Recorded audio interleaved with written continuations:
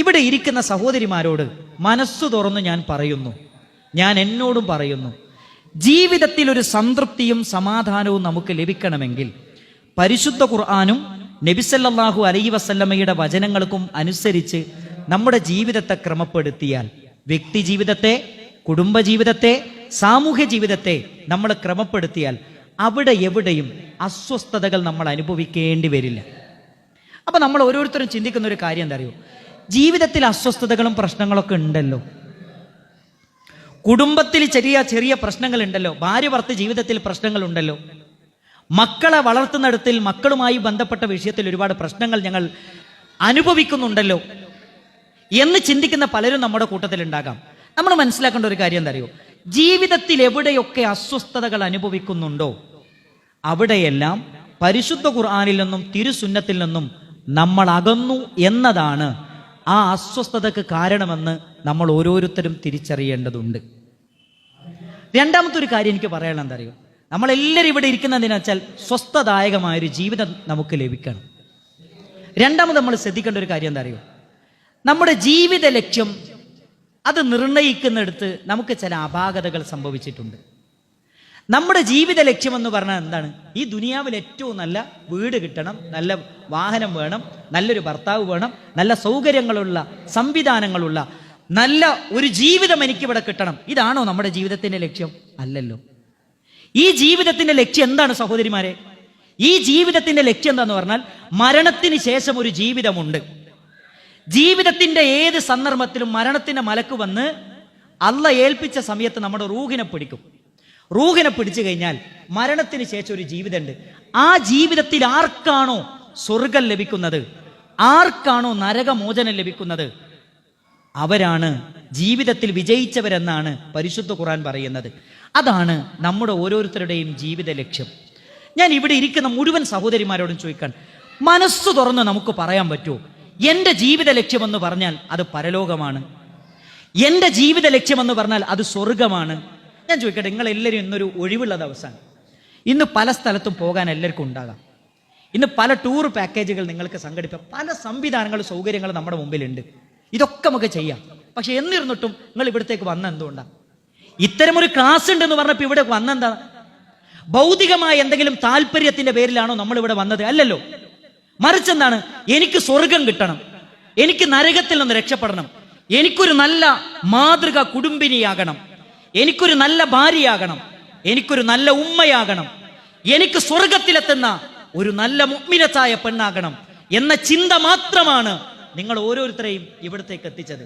അതുകൊണ്ടാണ് മുഹമ്മദ് നബി കരീം സല്ലല്ലാഹു അലൈഹി വസല്ലമ നമ്മളെ പഠിപ്പിച്ചത്. എന്താ റസൂലുള്ളാഹി പഠിപ്പിച്ചെന്നറിയോ?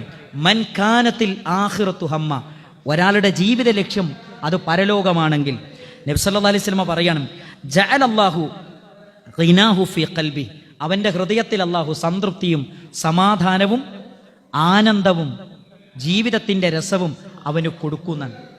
ഞാനല്ലട്ടോ പറഞ്ഞത്, ജീവിതത്തിൽ ഇന്നു വരെ നുണ പറയാത്ത നമ്മുടെ കരളിന്റെ കഷ്ണമായ മുത്തു മുഹമ്മദ് മുസ്തഫ സല്ലല്ലാഹു അലൈഹി വസല്ലം റസൂലുള്ളാഹിന്റെ പേര് കേൾക്കുമ്പോൾ നമ്മൾ സ്വലാത്ത് ചൊല്ലണം. അത് ഒച്ചത്തിലല്ല, സല്ലല്ലാഹു അലൈഹി വസല്ലം. കാരണം മൻ സല്ല അലയ്യ സ്വലാത്തൻ, ആരെങ്കിലും എൻ്റെ പേരിൽ ഒരു വട്ടം സ്വലാത്ത് ചൊല്ലിയാൽ അവന് 10 നന്മകൾ രേഖപ്പെടുത്തുമെന്നാണ് മുഹമ്മദ് മുസ്തഫ സല്ലല്ലാഹു അലൈഹി വസല്ലമ നമ്മളെ പഠിപ്പിച്ചത്. ആ റസൂലുള്ള പറയാൻ, ഒരാളുടെ ജീവിത ലക്ഷ്യമെന്ന് പറയുന്നത് അത് പരലോകമാണെങ്കിൽ അവൻ്റെ ജീവിതത്തിൽ, അവൻ്റെ കുടുംബ ജീവിതത്തിൽ, അവൻ്റെ വ്യക്തി ജീവിതത്തിൽ, അവൻ്റെ സാമൂഹ്യ ജീവിതത്തിൽ അവന് പടച്ചോൻ സമാധാനം കൊടുക്കും, സംതൃപ്തി കൊടുക്കുമെന്നാണ് പരിശുദ്ധ ഖുർആനും റസൂലുള്ളാഹിയും പഠിപ്പിക്കുന്നത്. ഇനി അടുത്തൊരു വാചകങ്ങൾ ശ്രദ്ധിക്കണം കേട്ടോ. അടുത്ത വാചകം എന്താ അറിയോ? റസൂലുള്ളാഹി സ്വല്ലല്ലാഹു അലൈഹി വസല്ലം പറയാൻ, വജമഅ ലഹു ശംല വഅതതുഹു ദുനിയ വഹിയ റാഗിമ, അവൻ ആഗ്രഹിക്കുന്നതെന്തും റബ്ബ് അവന്റെ കൈകളിലേക്ക് എത്തിച്ചു കൊടുക്കും, അവൻ തേടിപ്പോകേണ്ടതില്ല. ഇങ്ങോട്ട് നോക്ക്, നമ്മളൊക്കെ മക്കളെ കല്യാണപ്രായമൊക്കെ എത്തിക്കഴിഞ്ഞാൽ, എനിക്കറിയാം ഇവിടെ ഇരിക്കുന്ന കുറേ ഉമ്മമാരുണ്ട്, കല്യാണപ്രായം എത്തിക്കഴിഞ്ഞാൽ ഉള്ളിൻ്റെ ഉള്ളിൽ ഒരു ഭയങ്കര ഒരു ബേജാറാണ്. മോളെ കല്യാണം കഴിഞ്ഞങ്ങോട്ട് പോകാതാകുമ്പോൾ ഭയങ്കര ബേജാറായിരിക്കും. ഉമ്മമാരാണ് ഏറ്റവും കൂടുതൽ ബേജാറാകുക. ബേജാറായിട്ട് പഠിച്ചു, എങ്ങനെ എൻ്റെ കുട്ടിക്കൊരു നല്ല പുതിയാപ്പിളേനെ കിട്ടുക? എനിക്ക് കല്യാണം കഴിഞ്ഞിട്ട് ഒരു വർഷം കഴിയുന്നത് വരെ ഉള്ളിൻ്റെ ഉള്ളിൽ തീയാണ്. പല ഉമ്മമാരുടെയും ഉള്ളിൻ്റെ ഉള്ളിൽ തീയാണ്. അതറിയോ? എൻ്റെ മകളെ കല്യാണം കഴിച്ച പുതിയാപ്പിള നല്ല മനുഷ്യനാവോ? എൻ്റെ മോക്കൊരു നല്ല ജീവിതം കിട്ടുമോ? അവിടെ അവൻ്റെ ഉമ്മയുമായി അവൾക്ക് ഒന്നിച്ചു പോകാൻ പറ്റുമോ, സ്വരച്ചേർച്ച ഉണ്ടാവുമോ, ഇങ്ങനത്തെ ഒരുപാട് ആശങ്കകൾ ഉമ്മൻ്റെ മനസ്സിലുണ്ടാവും. ഏത് ഉമ്മമാരുടെ മനസ്സിലുണ്ടാവും. പക്ഷെ കല്യാണമൊക്കെ കഴിഞ്ഞ് കുറച്ച് കാലം കഴിയുമ്പോൾ ഉമ്മമാർ പറയട്ടോ, സത്യം പറഞ്ഞിട്ടുണ്ടല്ലോ എനിക്ക് ഭയങ്കര ബേജാറായിരുന്നു, ഒരു നല്ല പുതിയാപ്പിളനെ കിട്ടുമെന്ന്. പടച്ചോൻ എന്താ അറിയോ, എൻ്റെ മോക്കൊരു നല്ല പുതിയാപ്പിളനെ കിട്ടും. ഏത് എൻ്റെ ഒരു മകനെ പോലെ എനിക്ക് ഉൾക്കൊള്ളാൻ പറ്റുന്ന ഒരു മകനെയാണ്, ഒരു പുതിയാപ്പിളനെയാണ്, ഒരു മരുമകനെയാണ് എന്ത് ചെയ്തത് എനിക്ക് കിട്ടിയെന്ന് എന്ത് ചെയ്യും പല ഉമ്മമാരും പറയാറുണ്ട്. ജീവിതത്തിൽ അങ്ങനെ ഓരോ കാര്യങ്ങളും ഇതെന്തുകൊണ്ടാണ് പടച്ചോ നമുക്ക് തരുന്നതെന്നറിയോ? പരലോകമാണ് നമ്മുടെ ജീവിതത്തിന്റെ ലക്ഷ്യമെങ്കിൽ നമ്മൾ ആഗ്രഹിക്കുന്നത് എന്തൊക്കെ ഉണ്ടോ അതൊക്കെ പടച്ചോ നമ്മുടെ കയ്യിലേക്ക് കൊണ്ടുവന്ന് തരുമെന്നാണ്. കയ്യിലേക്ക് ഇങ്ങോട്ട് കൊണ്ടുവന്ന് തരും, നമ്മൾ അങ്ങോട്ട് പോകണ്ടെന്നാണ്. ഞാനല്ലോ പറഞ്ഞത്, വഹിയുള്ള മുഹമ്മദ് റസൂലുള്ളാഹി സല്ലല്ലാഹു അലൈഹി വസല്ലം. അപ്പൊ നമ്മൾ ജീവിതത്തിലെ സംതൃപ്തി, കുടുംബത്തിലെ സംതൃപ്തി, അത് നമുക്ക് എല്ലാവർക്കും വേണ്ടത്. അത് കിട്ടാൻ ആദ്യം എന്താ ചെയ്യേണ്ടതെന്നറിയോ? ഒന്നാമത്തത് നമ്മുടെ ലക്ഷ്യം പരലോകമാകണം, നമ്മുടെ ലക്ഷ്യം സ്വർഗമാകണം, നമ്മുടെ ലക്ഷ്യം നരകമോചനമാകണം. അതാണ് മനസ്സിലുണ്ടാകേണ്ടത്. ഇനി ഈ ഹദീസിന്റെ ബാക്കി ഭാഗം എന്താ അറിയോ? നബി സല്ലല്ലാഹു അലൈഹി വസല്ലം പറയാൻ, വമൻ കാനത്തിദ് ദുനിയ ഹമ്മ, ഒരാളുടെ ജീവിത ലക്ഷ്യം എന്ന് പറയുന്നത് ദുനിയാവ് മാത്രമാണ്. ദുനിയാവിൽ സുഖിക്കണം, ദുനിയാവിൽ ആനന്ദിക്കണം, ദുനിയാവിലെ സുഖങ്ങളും രസങ്ങളും അതുമാത്രമാണ്, അതിനപ്പുറത്തേക്ക് വേറൊന്നുമില്ല. അങ്ങനത്തെ ഒരു മനുഷ്യനാണെങ്കിൽ നബി സല്ലല്ലാഹു അലൈഹി വസല്ലം പറയാണ്, ജഅലല്ലാഹു ഫഖറഹു ബൈന ഐനൈ, ജീവിതത്തിൽ എത്ര കിട്ടിയാലും അയാൾക്ക് മതിയാവൂല. നിങ്ങൾ കണ്ടിട്ടില്ലേ, ലക്ഷക്കണക്കിന് ഉറുപ്പ്യ ശമ്പളം വാങ്ങുന്നുണ്ട്, എന്നിട്ടും തികയൂല, എന്നിട്ടും തികയണില്ല, എന്നിട്ട് എത്ര കിട്ടിയാലും തികയാത്ത മനുഷ്യന്മാര് 1.5 ലക്ഷം 2 ലക്ഷം ഉറുപ്പ്യ ശമ്പളം വാങ്ങുന്നുണ്ട്, മാസം 15 വേറൊരാളോട് കടം വാങ്ങേണ്ട ഒരു അവസ്ഥ. അതെന്താ അറിയോ? സമ്പത്തിൽ പടച്ചും ബർക്കത്ത് തരാത്തോണ്ടാണ്. അതെന്താ തരാത്തെന്നറിയോ? നമ്മുടെ ജീവിത ലക്ഷ്യം പരലോകമല്ലാത്തത് കൊണ്ടാണ്. ഇനി ബാക്കി ഭാഗ്യം എന്താ അറിയോ സഹോദരങ്ങളെ?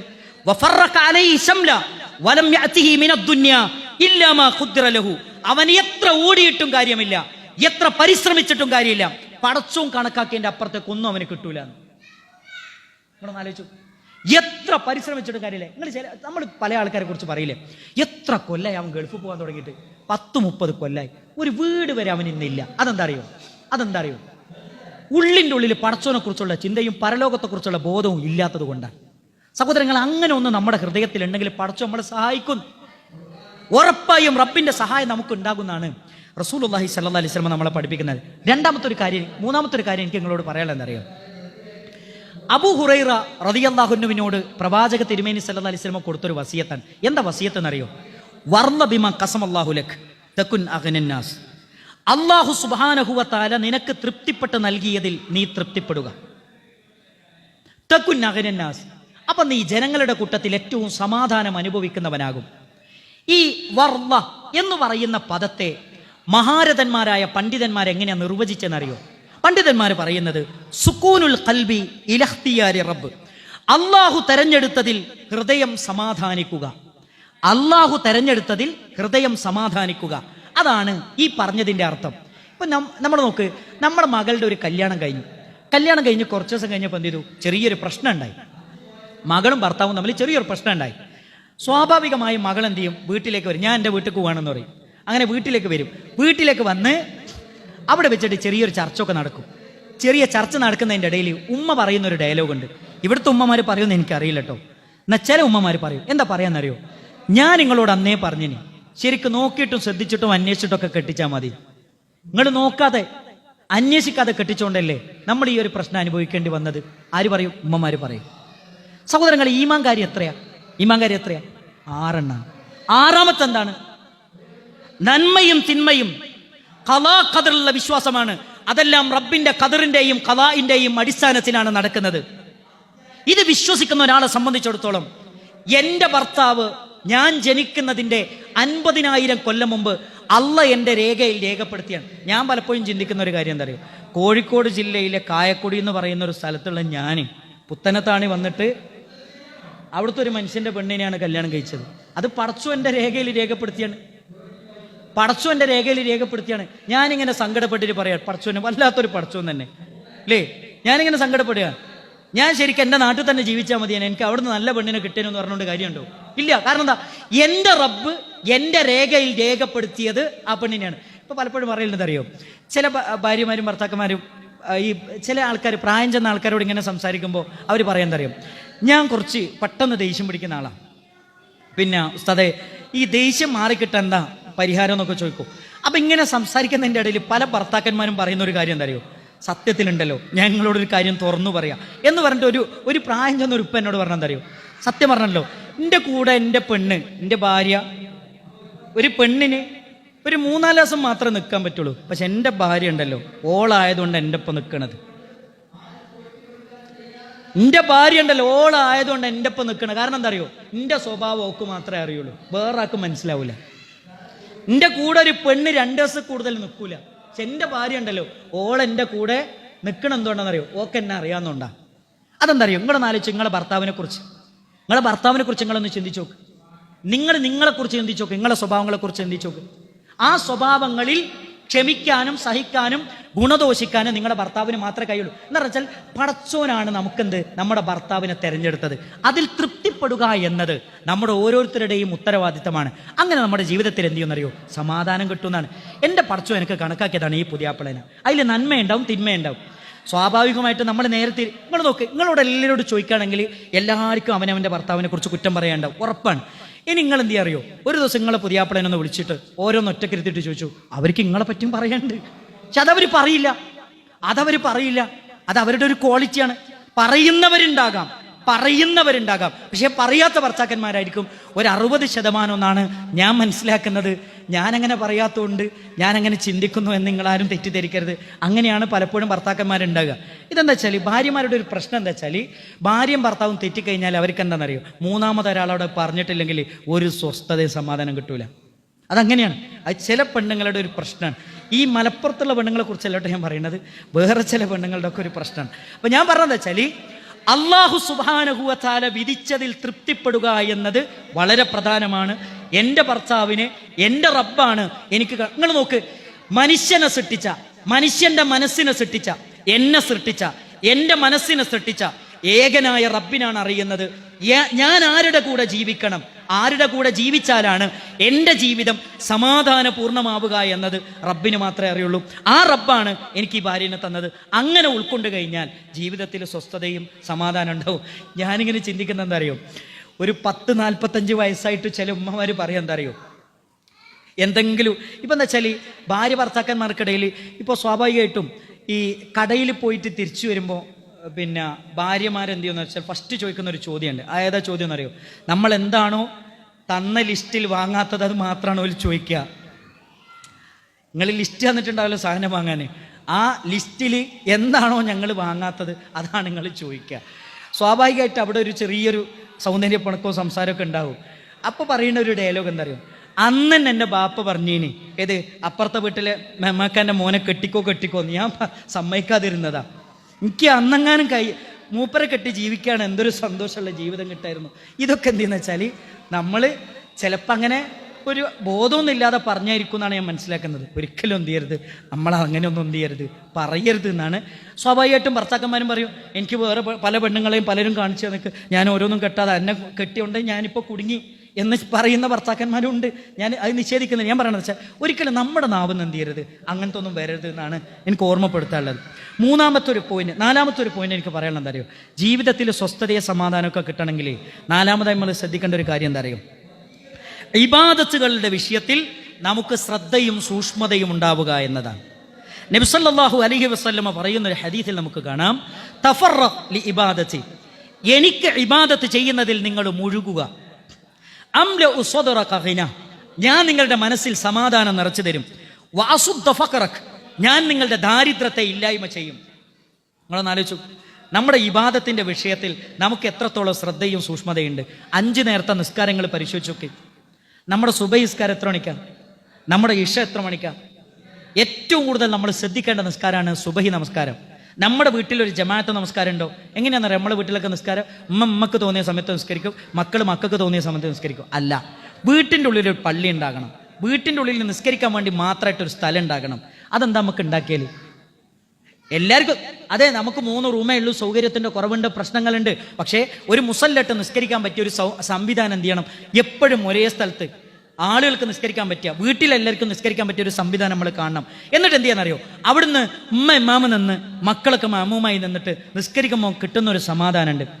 അവിടെ പടച്ചോ നമുക്ക് തരുന്നൊരു സമാധാനമുണ്ട്, പടച്ചോ നമുക്ക് തരുന്നൊരു ബർക്കത്തുണ്ട്, നമ്മുടെ വീട്ടിലേക്ക് വരുന്നൊരു റഹ്മത്തുണ്ട്. അത് വലിയ പറഞ്ഞറിയിക്കാൻ കഴിയാത്തതാണ്. അതുകൊണ്ട് നമ്മൾ മനസ്സിലാക്കണമെന്ന് വെച്ചാൽ ഇബാദത്തുകളുടെ വിഷയത്തിൽ, നമസ്കാരത്തിൻ്റെ വിഷയത്തിൽ ശ്രദ്ധയും സൂക്ഷ്മതയും കൃത്യതയും നിത്യതയും കാത്തു സൂക്ഷിക്കാൻ നമുക്ക് സാധിക്കേണ്ടതുണ്ട്. കാരണം അത് നമ്മുടെ വ്യക്തി ജീവിതത്തിലും നമ്മുടെ കുടുംബ ജീവിതത്തിലും നമ്മുടെ വീട്ടിലും സമാധാനവും സ്വസ്ഥതയും ആനന്ദവും കടന്നു വരാനുള്ള വഴിയാണ്, മാർഗമാണ്. അതേപോലെ തന്നെ റഹ്മത്തിന്റെ മലക്കുകൾക്ക് നമ്മുടെ വീടുകളിലേക്ക് ഇറങ്ങി വരാനുള്ള വഴിയും വെളിച്ചവുമാണ് എന്ന കാര്യം നമ്മൾ ഒരിക്കലും മറന്നു പോകരുത്. അതുകൊണ്ട് ഇബാദത്തിന്റെ കാര്യത്തിൽ നമുക്ക് സൂക്ഷ്മത ഉണ്ടാകണം. ഇതിൽ എനിക്ക് പറയാനുള്ള ഒരു ഹദീസ് എന്താ അറിയാം, നബി സല്ലല്ലാഹു അലൈഹി വസല്ലം പറയുന്നുണ്ട്, റഹിമല്ലാഹു ഇംറഅതൻ, ഒരു പെണ്ണിനെ അള്ളാഹു അനുഗ്രഹിക്കട്ടെ, ഖാമത്തുമിനല്ലയിൽ, അവൾ രാത്രി എഴുന്നേറ്റ് തഹജ്ജുദ് നിസ്കരിക്കും. എന്നിട്ട് എന്ത് ചെയ്യുമെന്നറിയോ, ഭർത്താവ് ഉറങ്ങിക്കിടക്കുന്ന ഭർത്താവിനെ പോയിട്ട് വിളിക്കും. ഭർത്താവ് എഴുന്നേൽക്കാതിരിക്കുമ്പോൾ എന്ത് ചെയ്യുമെന്നറിയോ, ബാത്റൂമിൽ പോയിട്ടൊരു കോപ്പയിൽ വെള്ളം എടുത്തിട്ട് വനലഹത് അലാ വജിഹിൽ മാ, അവൻ്റെ മുഖത്ത് വെള്ളം തളിക്കും. ഏത് കോപ്പയിൽ വെള്ളം കൊണ്ടുവന്നിട്ട് ഭർത്താവിൻ്റെ മുഖത്ത് വെള്ളം തളിച്ചിട്ട് എഴുന്നേൽപ്പിക്കും. ഇപ്പൊ പലരും ഉള്ളിൻ്റെ ഉള്ളിൽ പറയാന്തറിയോ, വെള്ളം തളിച്ചതേ ഓർമ്മ ഉണ്ടാവുള്ളൂ അല്ലേ. എന്നിട്ട് എഴുന്നേൽപ്പിച്ച് നിസ്കരിപ്പിക്കും. എന്ത്? തഹജ്ജുദ്. ഞാൻ ഇവിടെ ഉള്ളവരോട് പറയണെന്തറിയോ, നിങ്ങൾ തഹജ്ജുദ് നിസ്കരിക്കാൻ നിങ്ങൾ വിളിച്ചില്ലെങ്കിലും നിങ്ങളെ ഭർത്താവിന് എന്ത് അറിയോ, സുബഹിക്ക് നിങ്ങൾ എഴുന്നേൽപ്പിക്കാം, എന്നിട്ട് പള്ളിയിൽ പറഞ്ഞേക്കുക. അത് വളരെ പ്രധാനമാണ്. നബി സല്ലല്ലാഹു അലൈഹി വസല്ലമ പറയുന്ന ഹദീസിൽ കാണാം, അഫ്ദലുസ്സലാത്തി അലൽ മുനാഫിഖീൻ, മുനാഫിഖീങ്ങൾക്ക് ഏറ്റവും ഭാരമുള്ള നമസ്കാരം 2 നേരത്തെ നമസ്കാരമാണ്. ഒന്ന് സ്വലാത്തുൽ ഇശ, 2 സ്വലാത്തുൽ ഫജ്ർ, സുബഹി നമസ്കാരം, അതേപോലെ തന്നെ ഇശ നമസ്കാരം. ഈ 2 നമസ്കാരങ്ങളും നമ്മൾ സൂക്ഷിക്കേണ്ടതുണ്ട്, നമ്മൾ ശ്രദ്ധിക്കേണ്ടതുണ്ട് എന്ന് മുഹമ്മദ് റസൂലുള്ളാഹി സല്ലല്ലാഹു അലൈഹി വസല്ലമ നമ്മളെ പഠിപ്പിക്കുന്നുണ്ട്.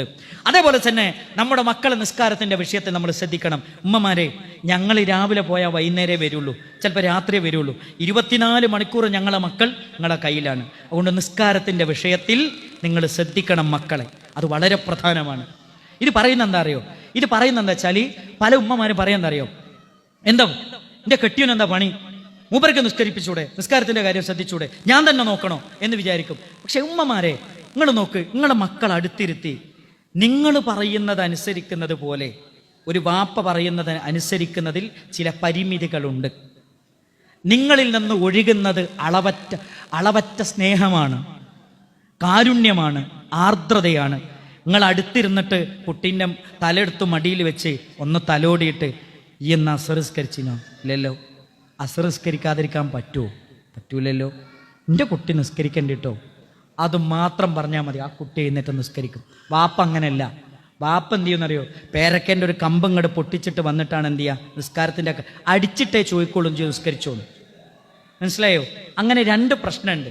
അതുകൊണ്ട് കൈകാര്യം ചെയ്യുന്നിടത്ത് വളരെ സുതാര്യമായി, വളരെ മനോഹരമായി ഈ വിഷയങ്ങളൊക്കെ വളരെ നന്നായിട്ട് കൈകാര്യം ചെയ്യാൻ പറ്റിയ ഉമ്മമാരെ ഇങ്ങക്കാണ്. അതുകൊണ്ട് മക്കൾ നിസ്കരിപ്പിക്കുന്ന വിഷയത്തിൽ നിങ്ങൾ എന്ത് ചെയ്യണം, ശ്രദ്ധിക്കണം. അതേപോലെ തന്നെ ചില കള്ളന്മാരുണ്ടാവും നിസ്കാരത്തിൻ്റെ വിഷയത്തിൽ മക്കളുടെ കൂട്ടത്തിൽ. അവരെന്ത് ചെയ്യുമെന്ന് വെച്ചാൽ അവരുടെ കള്ളത്തരം പിടിക്കണമെന്ന് മാത്രമല്ല, അത് പൊളിച്ചു കൊടുക്കാൻ നമുക്ക് കഴിയണം. അത് നിങ്ങൾ ശ്രദ്ധിക്കണം. കളവ് പറയും, നിസ്കരിച്ചു എന്ന് പറഞ്ഞാൽ നിസ്കരിക്കാതെ നിസ്കരിച്ചു എന്ന് പറയുന്നൊക്കെ ഉണ്ടാവും. ഞാൻ അങ്ങനെ ദീർഘമായി പോകുന്നില്ല, വളരെ കുറഞ്ഞ സമയമേ ഉള്ളൂ, അതിൻ്റെ ഉള്ളിൽ ഈ വിഷയങ്ങളൊക്കെ തീർക്കാനുണ്ട്. അപ്പോൾ ഇനി എനിക്ക് നിങ്ങളോട് പറയാനുള്ള അടുത്തൊരു പോയിന്റ് എന്താ അറിയോ, 4 കാര്യങ്ങൾ നമ്മളിവിടെ പറഞ്ഞു. ഇബാദത്തിൻ്റെ കാര്യം പറഞ്ഞു. അതേപോലെ തന്നെ 4ാമത്തൊരു കാര്യം എനിക്ക് നിങ്ങളോട് പറയാനുള്ള എന്താ അറിയോ, മറ്റുള്ളവരോട് ഏറ്റവും മാന്യമായ രൂപത്തിൽ പെരുമാറാൻ നമുക്ക് കഴിയണം. ഭാര്യ ഭർത്ത് ജീവിതത്തിൽ ഏറ്റവും കൂടുതൽ നമ്മൾ ശ്രദ്ധിക്കേണ്ട ഒരു കാര്യം എന്താ അറിയോ, ഭാര്യമാരെ, നിങ്ങളിൽ നിന്ന് ഭർത്താക്കന്മാർ ആഗ്രഹിക്കുന്ന 3 കാര്യങ്ങളുണ്ട്. ഒന്ന് റെസ്പെക്റ്റ്, അത് ബഹുമാനമാണ്. ഏത് ഭർത്താവും ഭാര്യയിൽ നിന്ന് ആഗ്രഹിക്കുന്നത് റെസ്പെക്റ്റ്, ബഹുമാനമാണ്. ബഹുമാനം എന്നുള്ളത് അത് ചോദിച്ചിട്ട് കൊടുക്കേണ്ടതല്ല, അത് അറിഞ്ഞു കൊടുക്കേണ്ടതാ. ആരാ എൻ്റെ ഭർത്താവ്, ആരാ എൻ്റെ ഭർത്താവ്, അത് നമ്മൾ മനസ്സിലാക്കണം. മുഹമ്മദ് മുസ്തഫ സല്ലല്ലാഹു അലൈഹി വസല്ലമയുടെ അടുക്കലേക്ക് ദീന് പഠിക്കാൻ ഒരു സഹോദരി വന്നു. ദീനൊക്കെ പഠിച്ചിട്ട് തിരിച്ചു പോകുന്ന സമയത്ത് നബി സല്ലല്ലാഹു അലൈഹി വസല്ലം അവരോട് ചോദിക്കുന്ന ചോദ്യം എന്താ അറിയോ, അതാ തുസൗജിന്നന്തി, നിനക്ക് ഭർത്താവുണ്ടോ എന്ന് ചോദിച്ചു. അവർ പറഞ്ഞു, അതെനിക്ക് ഭർത്താവുണ്ട്. അടുത്ത ചോദ്യം എന്താ അറിയോ, കൈഫ അൻതി ലഹു, നിന്റെ ഭർത്താവിനോട് നീ എങ്ങനെയാണ് പെരുമാറാറുള്ളത്? അവർ പറഞ്ഞ എന്താ അറിയോ, ലാ ആലു ലാ ഉഖസ്സിറു ഫീ ഖിദ്മത്തിഹി ഷൈഅ, എൻ്റെ ഭർത്താവിനെ സ്നേഹിക്കുന്നതിൽ, എൻ്റെ ഭർത്താവിനെ പരിചരിക്കുന്നതിൽ, എൻ്റെ ഭർത്താവിനെ അനുസരിക്കുന്നതിൽ, എൻ്റെ ഭർത്താവിനെ റെസ്പെക്ട് ചെയ്യുന്നതിൽ ഒരു കുറവും ഞാൻ ഇന്നുവരെ വരുത്തിയിട്ടില്ല. നബി സല്ലല്ലാഹു അലൈഹി വസല്ലമ പറഞ്ഞു, വഅലമി, ഏ സഹോദരി നീ പഠിച്ചു വെക്കണം, അന്നഹു ഹുവ ജന്നതുകി വനാറുകി, നിന്റെ സ്വർഗമാണ് നിന്റെ ഭർത്താവ്, നിന്റെ നരകമാണ് നിന്റെ ഭർത്താവ്. പ്രിയപ്പെട്ട സഹോദരിമാരെ, നമ്മുടെ ഭർത്താവ്, നിങ്ങളുടെ ഭർത്താവ് നിങ്ങളുടെ സ്വർഗമാണ്. എൻ്റെ സ്വർഗമാണ് എൻ്റെ ഭർത്താവ് എന്ന് തിരിച്ചറിഞ്ഞൊരു പെണ്ണിന് ആ സ്വർഗത്തെ റെസ്പെക്റ്റ് ചെയ്യാൻ കഴിയുമെന്ന കാര്യത്തിൽ യാതൊരു സംശയമില്ല. അതാരാ? അതെൻ്റെ കെട്ടിയോനാണ്. ആ കൺസെപ്റ്റ് അല്ല, എനിക്ക് എൻ്റെ സ്വർഗമാണ് അത്. അങ്ങനെ നിങ്ങളൊന്ന് ചിന്തിച്ചു നോക്കെ, ഭർത്താവിന് എന്ത് ചെയ്യാൻ പറ്റും? നമുക്ക് റെസ്പെക്റ്റ് ചെയ്യാൻ കഴിയും. ഇപ്പോൾ സാധാരണ പറയലുണ്ട്, നമ്മളൊരു ക്ലാസ്സിൽ ക്ലാസ് റൂമിൽ ഞാനിങ്ങനെ ക്ലാസ് എടുക്കുകയാണ്. അപ്പോൾ എന്ത് ചെയ്യുന്നത് വെച്ചാൽ, ഒരു കുട്ടീൻ്റെ പേന നിലത്ത് കൊണ്ട് മെല്ലെ ഞാൻ എടുത്തു കൊടുത്ത് കുട്ടീൻ്റെ കയ്യിലേക്ക് എടുത്തു കൊടുക്കും. സ്വാഭാവികമായിട്ട് ഒരു ടീച്ചർ, ഒരു അധ്യാപകൻ എടുത്തു കൊടുക്കും. അപ്പോൾ അത് കണ്ടിട്ട് വേറെ കുട്ടി പറയാണ്, സാറേ എൻ്റെ ബാഗിലുണ്ട് മാത്സിൻ്റെ നോട്ടാണ്, നിങ്ങൾ എടുത്തു തരുമെന്ന് ചോദിച്ചാൽ, ഇതേ സമീപനാണ് സമൂഹത്തിൽ നിന്ന് നമ്മൾ അനുഭവിച്ചുകൊണ്ടിരിക്കുന്നത്.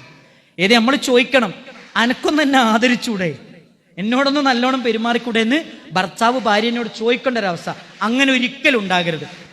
ഭാര്യമാരെ, നിങ്ങളുടെ ഭർത്താവ് നിങ്ങളുടെ സ്വർഗമാണ്, അവരെ നിങ്ങൾ റെസ്പെക്ട് ചെയ്യണം. രണ്ടാമത്തെ കാര്യം എന്താ അറിയോ? അവരെ അനുസരിക്കുക എന്നുള്ളതാണ്. ഇത് പറയുമ്പോഴാണ് ഉള്ളിൻ്റെ ഉള്ളിൽ ചെറിയ ചെറിയ മനസാക്ഷി കുത്തൊക്കെ പലർക്കും ഉള്ളിൻ്റെ ഉള്ളിലൊക്കെ ഉണ്ടാകുക. നിങ്ങൾ പറഞ്ഞതിൻ്റെ തൊട്ടുള്ള റെസ്പെക്റ്റ് ഒക്കെ ഉണ്ട്. അനുസരിക്കുക എന്ന് പറയുമ്പോൾ ചിലപ്പോൾ ഒക്കെ എന്ത് ചെയ്യുമെന്ന് വെച്ചാൽ ഒന്നൊന്നൊന്നൊന്ന് എന്ത് ചെയ്യും, ഒന്നങ്ങട് പ്രശ്നമായി പോകുന്നതാണ്. ഈ നമ്മൾ മനസ്സിലാക്കേണ്ട ഒരു കാര്യം എന്താ പറയുക, വളരെ പ്രധാനപ്പെട്ട ഒരു പോയിന്റ് ഞാൻ പറയാണ്. നമ്മുടെ ശത്രു ആരാ? നമ്മുടെ ശത്രു ആരാ? ഭർത്താവിൻ്റെ ഉമ്മ അല്ലേ, അമ്മായിമ്മ, അല്ലെങ്കിൽ നാത്തൂന്? ഒരിക്കലും അല്ല. നമ്മുടെ ശത്രു ആരാന്നറിയോ? പിശാചാണ്, ഇബിലീസാണ് നമ്മുടെ ശത്രു. ഇബിലീസിന്റെ പണി എന്താ അറിയോ? മാ യുഫർരിഖൂന ബിഹി ബൈനൽ മർഇ വസൗജി, ഭാര്യനെയും ഭർത്താവിനെയും തെറ്റിക്കുക, കുടുംബം തെറ്റിക്കുക, കുടുംബം കലക്കുക. ഇതാണ് ഇബിലീസിന്റെ കൂട്ടരെയും പണി. ഇബിലീസിന്റെ പണി എന്താ വെച്ചാൽ കുടുംബം തെറ്റിക്കലാണ്. ഇബിലീസ് നമ്മളെടുത്ത് വന്നിട്ട് എന്താ പറഞ്ഞു തരാന്നറിയോ? എന്താ പറഞ്ഞു തരാ? നമ്മളെടുത്ത് വന്നിട്ട് പറയും, എന്താ പറഞ്ഞു തരാ? നിസ്സാരമായൊരു പ്രശ്നം നമുക്കിടയിൽ ഉണ്ടായാൽ മതി. നിങ്ങൾ വെള്ളിയാഴ്ച എന്ത് ചെയ്യുന്ന വെച്ചാൽ ഭർത്താവിനെ വിളിക്കും, പിന്നെ കക്ക ഇന്ന് വെള്ളിയാഴ്ചയാണ്, നാളെ ശനിയും ഞായറുമാണ്, ഞാനൊന്ന് എൻ്റെ കുടിക്ക് പോയിക്കോട്ടെ എന്ന് ചോദിക്കും, ഞാൻ എൻ്റെ വീട്ടിൽ പോയിക്കോട്ടെ എന്ന് ചോദിക്കും. അപ്പം എന്താ പറയാന്ന് വെച്ചാൽ, ഫാത്തിമ നാളെ ശനിയാഴ്ചയാണ്, മറ്റന്നാൾ ഞായറാഴ്ചയാണ്, 2 ദിവസം മദ്രസ ഉണ്ട്, ആകെ കുട്ടിക്ക് 2 ദിവസമാണ് മദ്രസ ഇട്ട കൊണ്ട് ഞായറാഴ്ച നമുക്ക് രണ്ടാൾക്ക് ഒന്നിച്ച് പോയിട്ട് തിങ്കളാഴ്ച തിരിച്ചു വന്നാൽ പോരെ എന്ത് ചെയ്യുക? എല്ലാവരും കഴിവിൻ്റെ പരമാവധി കൊടുക്കണം കേട്ടോ, എല്ലാവരും ഇവിടെ ശ്രദ്ധിക്കാതിരിക്കരുത്. അപ്പോൾ അങ്ങനെ പറഞ്ഞു. അപ്പോൾ സ്വാഭാവികമായിട്ടും ഭർത്താവ് പറയാണ്, ശനിയും ഞായറും പോകണ്ട, ഞായറാഴ്ച എന്ത് ചെയ്യാം, മദ്രസ വിട്ടിട്ട് പോകാൻ.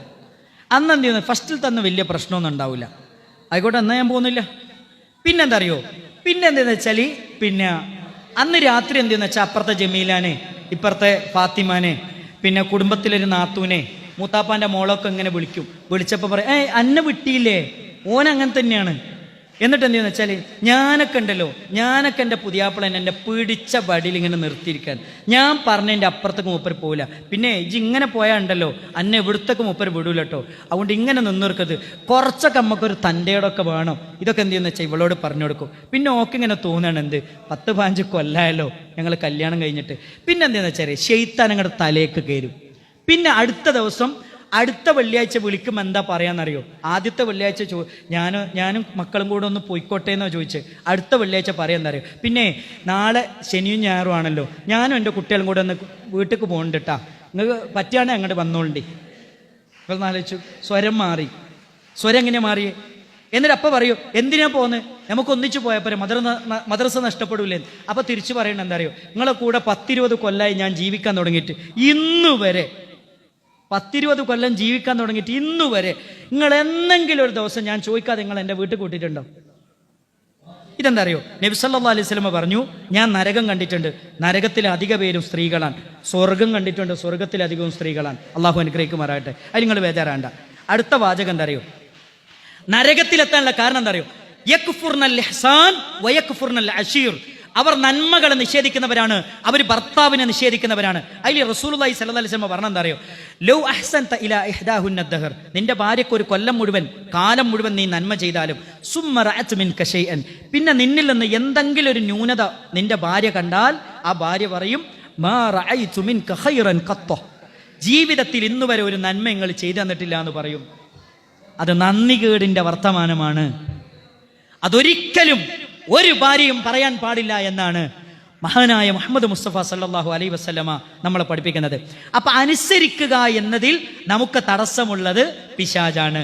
അപ്പൊ പിശാച് എന്നെയും ഭർത്താവിനെ തെറ്റിക്കാൻ വേണ്ടിയിട്ടാണ് ഇങ്ങനെ പലരും എന്ത് ചെയ്യുന്നത്, എനിക്ക് പറഞ്ഞു തരുന്നത്. ഞാനതൊന്നും കേൾക്കരുത് എന്ന് മനസ്സിലാക്കണം. രണ്ടാമത്തെ ഒരു പോയിന്റ് എന്താ അറിയോ, നിങ്ങളെ ഭർത്താവിനെ അനുസരിക്കാനുള്ള ഒരു ടിപ്പും കൂടെ ഞാൻ പറയാം. അതെന്താ അറിയോ, ഭർത്താവ് എന്തെങ്കിലും ഒരു കാര്യം പറയുമ്പോൾ അനുസരിക്കുമ്പോൾ മനസ്സിൻ്റെ ഉള്ളിൽ എന്താ ഉണ്ടാകേണ്ടതെന്ന് അറിയോ, എൻ്റെ മുഹമ്മദ് ഖാനെ ഞാൻ അനുസരിക്കുന്നു എന്നല്ല. അങ്ങനെ ചിന്തിച്ച് നിങ്ങൾക്ക് അനുസരിക്കാൻ ശൈത്താൻ സമ്മതിക്കൂല, നിങ്ങളെ മനസ്സും സമ്മതിക്കൂല. മറിച്ച് എന്താ അറിയോ, ഞാൻ എൻ്റെ റബ്ബിനെയാണ് അനുസരിക്കുന്നത്. നിങ്ങളെ ഭർത്താവ് ഒരു കാര്യങ്ങളോട് പറഞ്ഞാൽ അതനുസരിക്കുമ്പോൾ നിങ്ങളെ മനസ്സിൻ്റെ ഉള്ളിൽ ഉണ്ടാകേണ്ടത് ഞാൻ എൻ്റെ റബ്ബിനെയാണ് അനുസരിക്കുന്നത്, ഞാൻ എൻ്റെ റബ്ബിനെയാണ് അനുസരിക്കുന്നത്. എനിക്ക് സ്വർഗം വേണം, എനിക്ക് പരലോകത്ത് സ്വർഗം കിട്ടണം. മൂന്നാമത്തെ ഒരു പോയിന്റ് എനിക്ക് നിങ്ങളോട് പറയാൻ എന്താ അറിയോ, ഈ രണ്ട് പോയിന്റുകൾ ഞാൻ പറഞ്ഞു. ഒന്ന് റെസ്പെക്ട് ചെയ്യണം, അതേപോലെ തന്നെ അനുസരിക്കണം. ഈ മൂന്നാമത്തെ ഒരു പോയിന്റ് എനിക്ക് നിങ്ങളോട് പറയാൻ എന്താ അറിയോ, ഒരു ഭർത്താവ് അവരുടെ വിലയും നിലയൊക്കെ നമുക്ക് അറിയുന്ന ഒരു സമയം വരാണ്ട്. അതെപ്പോഴാണെന്നറിയോ, അവര് മരിച്ചിട്ട് ആ മയ്യത്തുണ്ടല്ലോ വീട്ടിൻ്റെ ഉള്ളിൽ കൊണ്ടുവന്ന് വെക്കുന്ന ഒരു ദിവസമുണ്ട്. അന്ന് നമുക്ക് മനസ്സിലാവും ഭർത്താവിൻ്റെ വില. എൻ്റെ കൂടെ വർക്ക് ചെയ്യുന്നൊരു ടീച്ചറുണ്ട്, ഭർത്താവ് മരണപ്പെട്ടൊരു ടീച്ചറാണ്. ടീച്ചറോട് രണ്ടാം വിവാഹത്തെക്കുറിച്ചൊക്കെ ഇങ്ങനെ സംസാരിക്കുമ്പോൾ പലപ്പോഴും അവർ നിഷേധിച്ച് അങ്ങനത്തെ ഇതിനെ പറ്റി ചിന്തിക്കാൻ പറ്റില്ല എന്നൊക്കെ പറഞ്ഞ് ഒരു ദിവസം ഇരുന്നിങ്ങനെ സംസാരിക്കുന്നതിൻ്റെ ഇടയിൽ അവർ പറഞ്ഞൊരു കാര്യം എന്താ അറിയും, സാർ നിങ്ങൾ പറഞ്ഞ് ശരിയാണ്,